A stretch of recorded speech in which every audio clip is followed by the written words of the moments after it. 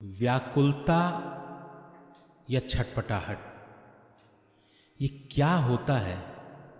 कभी आपने महसूस किया है? जीवन में जो अत्यंत प्रिय है, उस प्रिय के दूर होने या दूर होने की संभावना मात्र से जो मन की स्थिति होती है, वही व्याकुलता है। यह प्रिय कोई भी हो सकता है, अपना कोई रिश्तेदार हो सकता है, या अपनी कोई वस्तु हो सकती है, अपनी कोई परिस्थिति हो सकती है। क्या आपने कभी जीवन में महसूस किया है इस व्याकुलता, इस छटपटाहट को? अगर किया है तो जीवन में वो कौन सी स्थिति है, हमें कमेंट बॉक्स में बताइए। तो व्याकुलता और छटपटाहट की अनुभूति आज मैया सती को हो रही है। ये व्याकुलता क्यों है, ये छटपटाहट क्यों है, छटपटाहट में मैया क्या कर रही हैं, कैसा अनुभव कर रही हैं, आज के मानस के मोती सोपान के मानस के मोती श्रृंखला के 26वें सोपान में हम जानेंगे। तो आइए आरंभ करते हैं आज का ये एपिसोड। नमस्कार स्वीकार करिए आदित्यनाथ तिवारी का।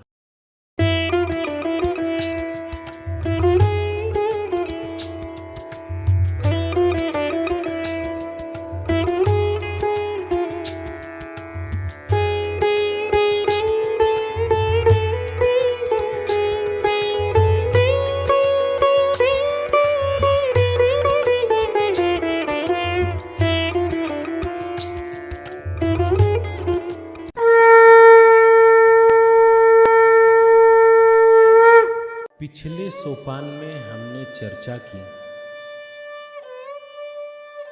कि मैया सती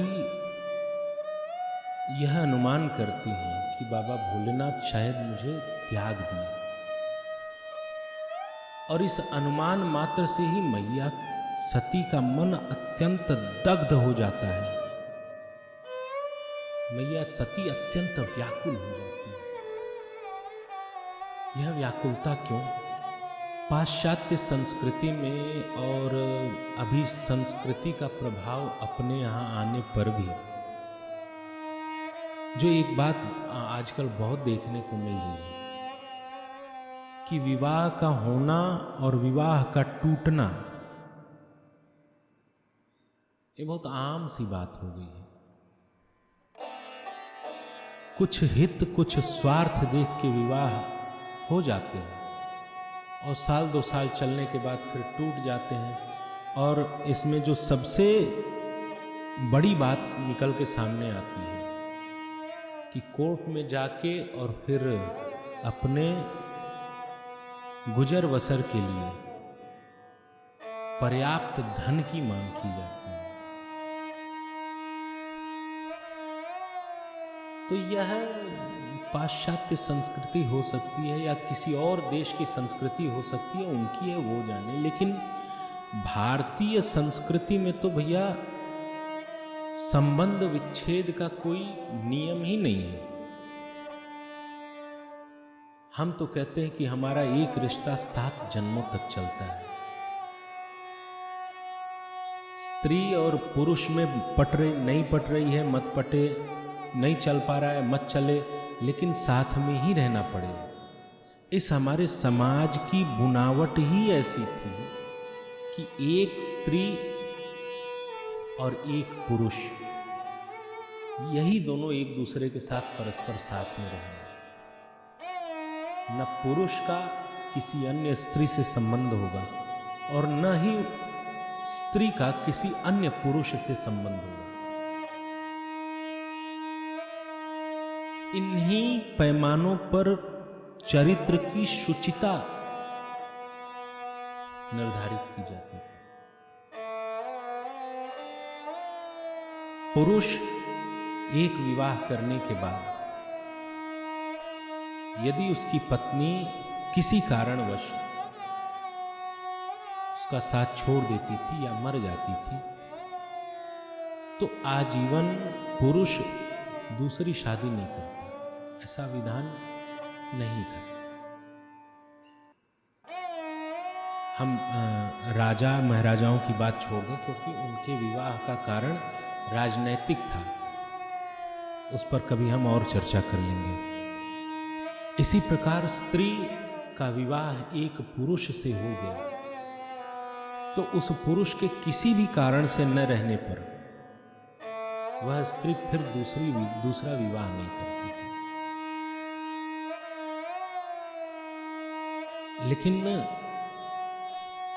विवाह की इस संस्था की इतनी दुर्दशा इस समय हमारे समाज में है और इसके पीछे केवल लोभ है या तो पागलपन है। आप कई सारी ऐसी घटनाएं देखे होंगे, विवाह किसी और से, प्रेम किसी और से, फिर इस प्रेम के चक्कर में आके फिर अपने पति की हत्या कर देना और इतनी बर्बरता से हत्या करना, ओहो रोंगटे खड़े हो जाते हैं। जिस संस्कृति ने पति को परमेश्वर माना है उसी संस्कृति में लोग पति की ये स्थिति कर देते हैं। हमने पिछले सोपान में भी बताया था, मैं पुनः अभी बताता हूं कि एक स्त्री, बल्कि एक भारतीय स्त्री जिसका अपने पति से ऐसा संबंध है जो कि चाहे प्राण चले जाएं दूसरे से नहीं मिलेगा, उस स्त्री की बात हम कह रहे हैं। अब हमारे इन कथनों का ऐसा अर्थ भी न लगाया जाए कि मैं स्त्रियों की स्वतंत्रता या अन्य चीज़ें जो अभी चल रही हैं, जो घटित हो रही हैं, मैं उनका विरोध कर रहा हूँ या उनके विपक्ष में बोल रहा हूँ, ऐसी बात नहीं है। किंतु विकास कितना भी हो, भावनाओं का विनाश नहीं होना चाहिए। मैं रेखांकित करता हूँ, विकास कितना भी हो, भावनाओं का विनाश नहीं होना चाहिए। यदि भावनाएं खत्म होंगी तो फिर विकास किस काम का। स्त्री की शिक्षा दीक्षा हो, स्त्री सशक्त हो, स्त्री आत्मनिर्भर हो, किंतु स्त्री उसके पति और परिवार के लिए समर्पित भी हो। और ठीक यही सारी कसौटी पुरुष के लिए भी है। क्या मैया सती पढ़ी लिखी नहीं थी? क्या मैया सती आत्मनिर्भर नहीं थी? क्या मैया सती तपशील नहीं थी? क्या मैया सती ज्ञान की भंडार नहीं थी? क्या उनके पास माया का बल नहीं था? सब कुछ था, लेकिन उनके पास पति के प्रति समर्पण भी था।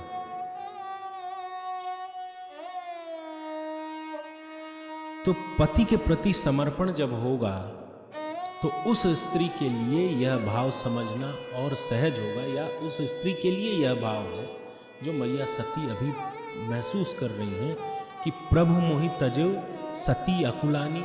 सती जी यह सोच के ही व्याकुल हो गई कि भगवान ने मुझे तज दिया, छोड़ दिया।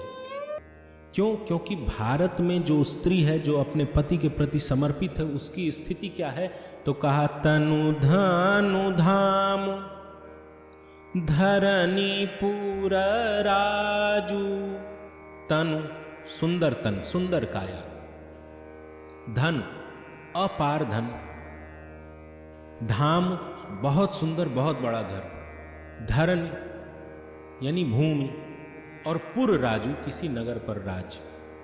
पति विहीन सब शोक समाजू।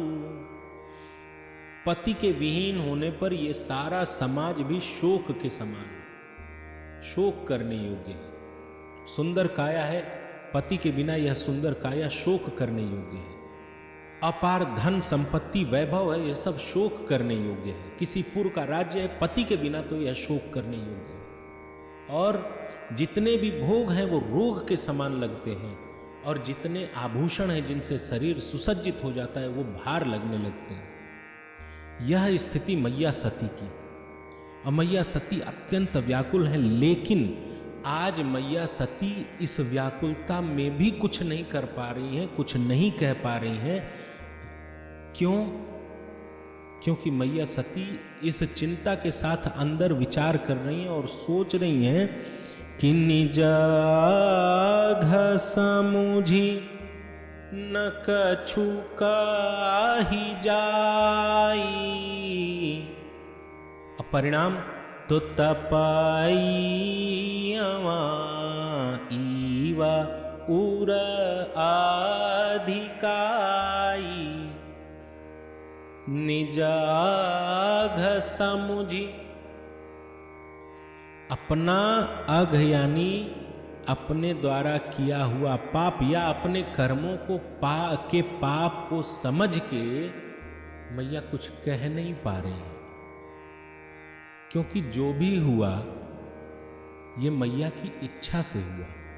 मैया ने चाहा कि ये कौन है, पहले तर्क किया, भगवान भोलेनाथ ने समझाया, मैया समझ न पाई, और फिर न समझ पाने के बाद भी कोई अन्य प्रश्न न करके परीक्षा की इच्छा हुई।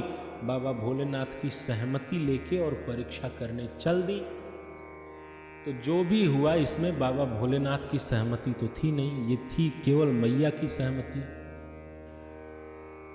तो इसलिए मैया ने किया, इसलिए इसकी सारी जिम्मेदारी भी मैया की। और इसके द्वारा किए हुए पापों को समझ के ऐसा भी कह सकते हैं कि इस सारे कार्यों में जो पाप हुए, उन पापों के संदर्भ में जो दंड मिलना चाहिए, यह दंड अभी कम है। इसलिए निज समुझी, अपने पापों के विशाल भंडार को समझ के न कछु काही जाई, कुछ कहा ही नहीं जा पाता है। मैया चाह रही है कि और भी दंड मिले तो ज्यादा अच्छा है, क्योंकि हमारा पाप बहुत बड़ा है, लेकिन यह दंड उनको छोटा लग रहा है, इसीलिए कुछ नहीं कह पा रही है। अब परिणाम यह है कि उनका जो अपना अंतर्मन है, कतपैयावा ईवा उर अधिकाई, अपना मन आवा की तरह धधक रहा है। एक और बात यहां समझने की है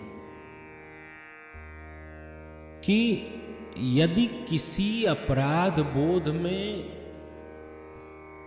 मन दग्ध है, मन चिंतित है, मन इसमें व्याकुल है कि हमसे कैसे हो गए, पश्चाताप है, तो यह मन के उस मल को पवित्र करने की अवस्था है।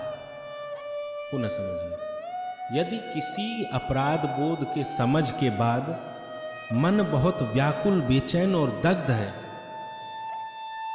तो यह मन का शुद्धिकरण हो रहा है। और मैया उधर, अभी हमने शायद पिछले सोपान में इस पर चर्चा की थी, जैसे भगवान श्री राम वहां मैया कैकेयी से व्यवहार करते हैं और मैया कैकेयी अंदर अंदर बहुत जल रही हैं अपने कर्मों के लिए। ऐसे ही यहां मैया सती अपने कर्मों के लिए अत्यंत व्याकुल और अत्यंत दग्ध है अंदर से।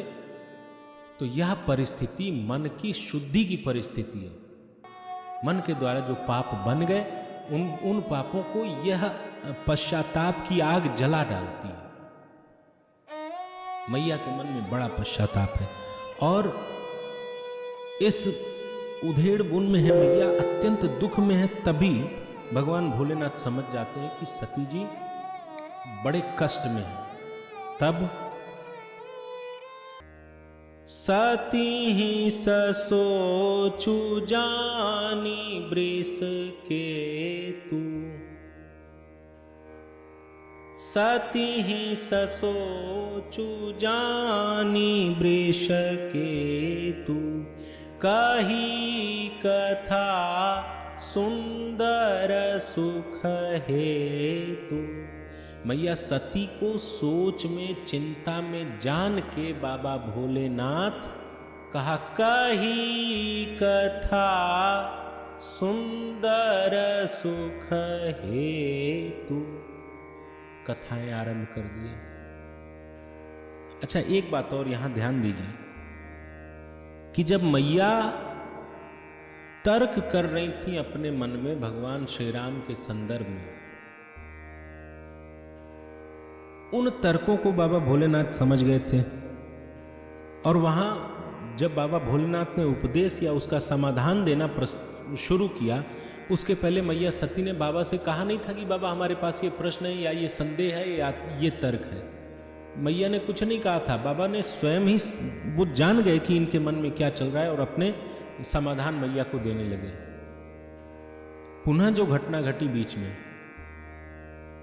कि मैया सती गई, भगवान श्री राम की परीक्षा करके वापस आई। अब बाबा भोलेनाथ मैया सती के मन में क्या चल रहा है इस बात को नहीं समझ पाए, इस बात को जान नहीं पाए। इसको जानने के लिए तब शंकर देखे उधरी ध्याना, उनको ध्यान में जाना पड़ा। अब पुनः यहां पे देखिए, सती ही सोचु जानी वृष के तू।